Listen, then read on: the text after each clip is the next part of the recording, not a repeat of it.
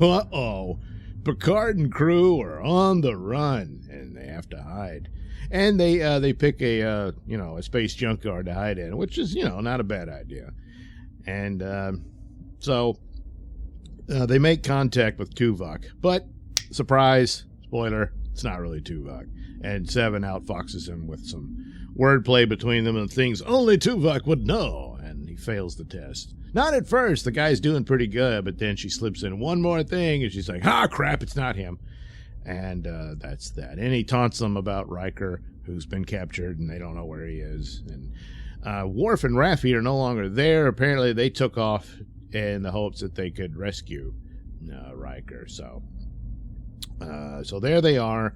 And Jack Crusher is busting a move on Sydney, just LaForge's daughter, and then starts reading her mind. So this is another one of his superpowers that he has when his eyes glow red. And we get more of a display of his strange, mysterious superpowers later in the show.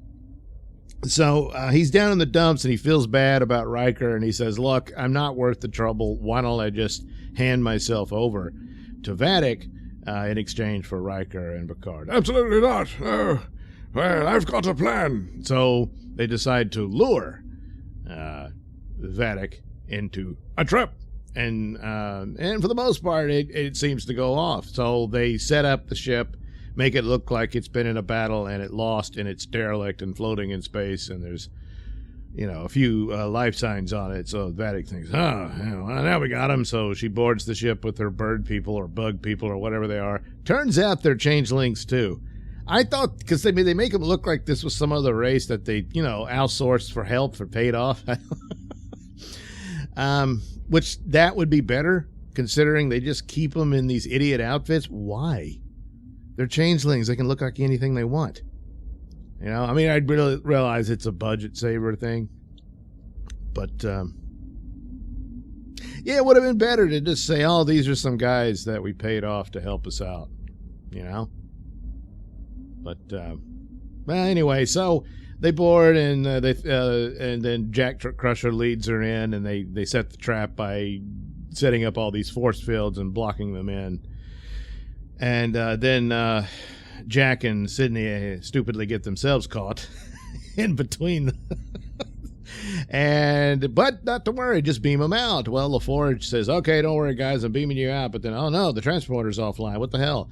And, they forgot they hooked up data, the new hybrid data, to their computers. And Lore took over and cut off their transporter, and then locks Geordi in a room. It's like, yeah, you probably should have disconnected him from your ship's computer. So he's messing with Geordi and all that, and oh no, the plan's sabotaged by Lore.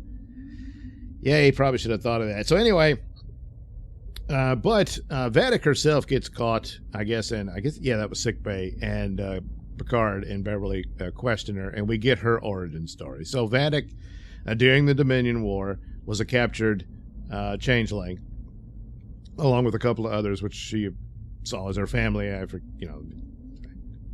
Yeah, but I would have figured you're all part of the link, aren't you? All family? I don't know. But anyway, during the war, they came up with a virus to fight back against the Dominion, because basically they were going to lose the war. They were losing. And keep in mind, the Klingons were involved in this as well with the Federation.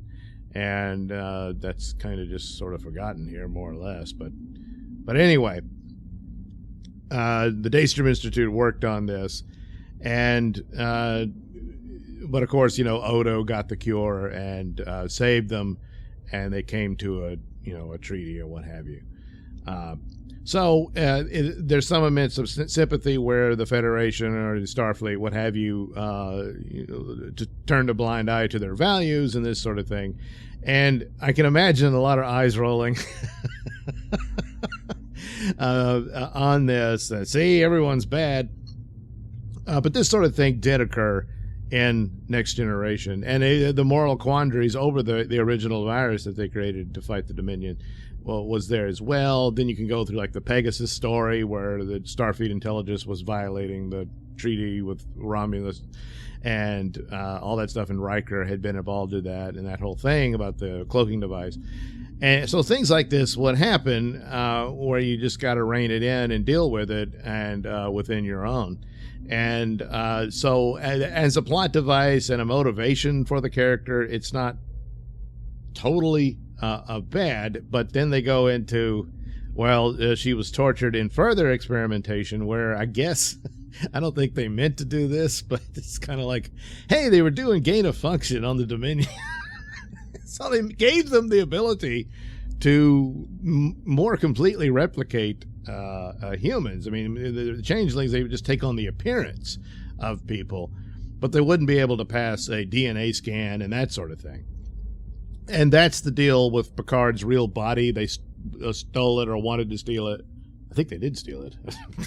But why would they want it? Well, they suspect they wanted Picard's DNA to make a more perfect copy of Picard to infiltrate Frontier Day and, undo the Federation and all that. And that they needed a Jack's DNA as well. That's their suspicion. That doesn't really make a whole lot of sense. I mean, if you had Picard's DNA, that's good enough. But it seems that they suspect it, but they're probably a little off. She doesn't really reveal what the plan is. She just tells them the story about how she was tortured, and you're all evil because this one woman did, and then I took on her appearance to remind me of my hatred of humanity or solids or what have you, and all of that stuff. And it's also, left her quite unhinged and everything. But there's only a handful of these super duper pooper scooper Dominion changelings, and so these were the ones that are being utilized. It's also seemingly revealed she meets with the floating head and the globule mass from her hand, and seems to indicate that he's not a member of the Dominion, that this is someone else who's in charge here that's orchestrating this.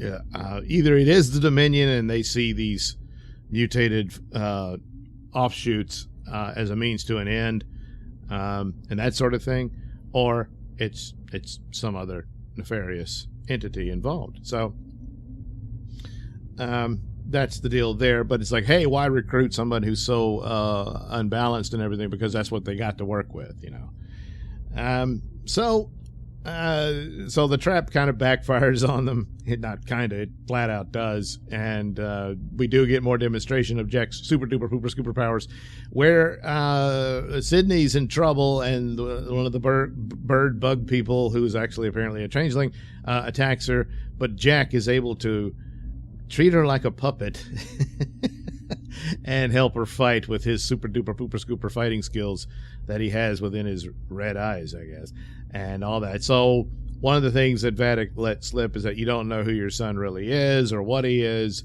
and that they actually wanted something from within Picard's body, and that his aeronomic, I can never pronounce it right, aeronomic syndrome, the futuristic space version of Alzheimer's that Picard was in danger of developing.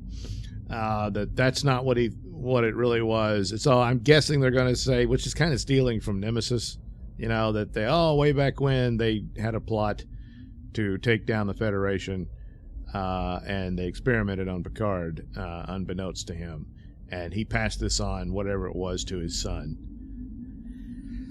But then who's the voice that keeps, this girl's voice that keeps talking to him? I don't know. But then again, he's apparently telepathic without even trying to. So maybe but it didn't sound like Vadic's voice talking to him. So, yeah, I don't know. But then there's 3 more episodes to find out. But this one, there was moments, but it wasn't that great. But they're stuck with the budget they got. So there was just another episode on the ship. Probably could have done what was done in here within a few minutes of one episode and move on to an actual story, that kind of thing. So this was kind of a filler episode, I guess, more or less. So there it is. They lay down a few things and tease and hint about mysteries and that sort of thing. But that's about it. As for lore, Data regains control after Geordi gets emotional and begs him. And the Geordi and Data scenes, it's kind of sad because that's what any new Data story should have been. Geordi should have been heavily involved in that instead of what they did with the god-awful first season. And that would make more sense because if anybody was Data's friend, it was Geordi. More so than the other. The others all loved him and respected him and everything, but between the two, they were best friends. And so it's done well between them for what it is, but it's just kind of wasted on this ridiculous scenario, especially with all the personalities in there. Although they do try to explain it a little better, that the intent of utilizing lore with Data was to try to merge it to where Data would have the more human emotions and personality that lore possessed, just with Data's conscience and goodwill towards all. But boy, you put the whole lore in there. You didn't take the bad out. So, but anyway, Geordi's love conquered all. So.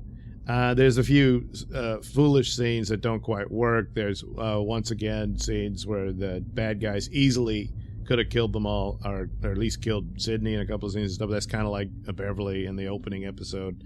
They had a clear shot several times over. And I don't know, just didn't take it. Couldn't see through the mask. But, yeah, that kind of thing. But what are you going to do? So, easily one of the weakest ones of this show. And again, I'm not seeing the awesome greatness. I'm seeing things, and other than Tuvok's guest appearance, even though it turned out not to be him, not as much cluttering of member berries. At least maybe I missed a few Easter eggs here and there, that kind of thing. But it's heavily dependent on it a lot, and that gets annoying after a while. Some of it, I see it as appropriate here and there, but it shows that I'm wondering if this is what kind of caught people, on the heartstrings of wanting to see one last go of these characters, and that has more to do with the overwhelming praise for this one, just because it's better than the other two. But again, so what? But also just that desire, just wanting Star Trek so bad that you see it as better than it really is. Perhaps it's just a theory. And everything's subjective and that sort of thing. But that's about it on that. But it is something of perhaps cautionary because there's they've surprisingly renewed a new season, or a third season for Strange New Worlds, which I hadn't really anticipated. I mean, in the second season I knew it was coming. And then of course one of the cartoons they'll keep going with. So where will they get the money? That's the interesting thing. I guess some coins in the cushions. I don't know. But I guess, the Enterprise will have to turn its lights off too going forward. But as far as this push for a Star Trek Legacy series to be a spinoff of this with the younger characters and perhaps some guest starring roles for the older characters, most notably Geordi, I guess, for his daughter and stuff like that. But the problem there is it's already telling you what the main shield will be. Legacy and member berries. So when you're still dependent on it, it means you don't really have the confidence in your own narrative. A brand new Star Trek show with new characters going forward would be a good thing to do, but not seeing that anytime soon, and even a Star Trek Legacy wouldn't quite be the deal. And of course, still stuck to Secret Hideout, which has proven they just don't have what it takes. And just basically an adequate sci-fi adventure show, that's not going to cut it, especially following all the terrible damage done to this brand. But I guess that's where they're going.